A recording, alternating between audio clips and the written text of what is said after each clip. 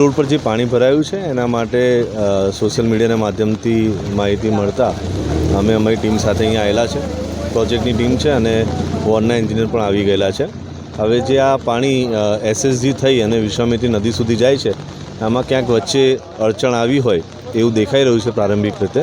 એટલે બીજી સાઈડ પરથી મશીન ડિપ્લોય કરાયું છે. મશીન આવ્યા પછી કાંસ ખુલ્લો કરી અને પછી જોવામાં આવશે અને પાણી કાઢવાની કામગીરી કરવામાં આવશે.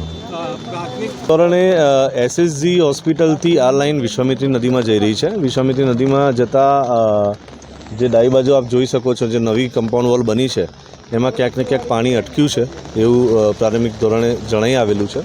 અને મશીનથી હાલમાં કામગીરી કરીશું એટલે એનો જે પ્રોબ્લેમ છે એ ખ્યાલ પણ આવી જશે અને શોર્ટ આઉટ પણ કરી દઈશું. મશીન મંગાવેલા જ છે. બીજી સાઈડ પરથી અકોટાથી મશીન નીકળ્યા છે. મશીન આવે એટલે અમે કામગીરી શરૂ કરીશું. એની અંદર પ્રારંભિક ધોરણે એક નવો કાંસ કરવાની જરૂરત જણાય છે રોડની બાજુમાં. તો રોડની બાજુમાં જે કાચો ભાગ છે ત્યાં એક નવો કાંસ કરી અને આ પાણીને નદીની અંદર ડાયવર્ટ કરવામાં આવશે.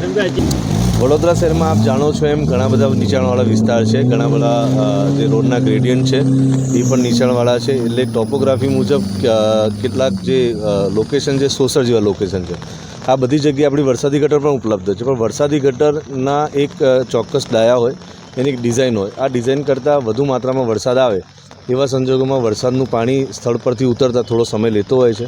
આ જે વસ્તુ છે અને આ જે સ્થળો છે એ સ્થળો વર્ષોથી શોષણ મુજબના છે અને આ માટે ઘણી બધી આપણે કામગીરી હાથ ધરતા હોઈએ છીએ. પ્રોજેક્ટ લેવલથી બી કરતા હોઈએ છીએ અને વોર્ડ લેવલે બી નાની મોટી લાઈન જે નાખવાની હોય, કરેક્શન કરવાના હોય એ આપણે કરતા હોઈએ છીએ. આગામી ચોમાસુમાં જે રીતે આપણે વડોદરા શહેરમાં જે વિસ્તારમાં પાણી ભરાતા હતા એ વિસ્તારોમાં માણસો દ્વારા કચરો હટાવવાનો અને નાની મોટી અન્ય કામગીરી કરી પાણી હટાવવાની કામગીરી કરતા હતા.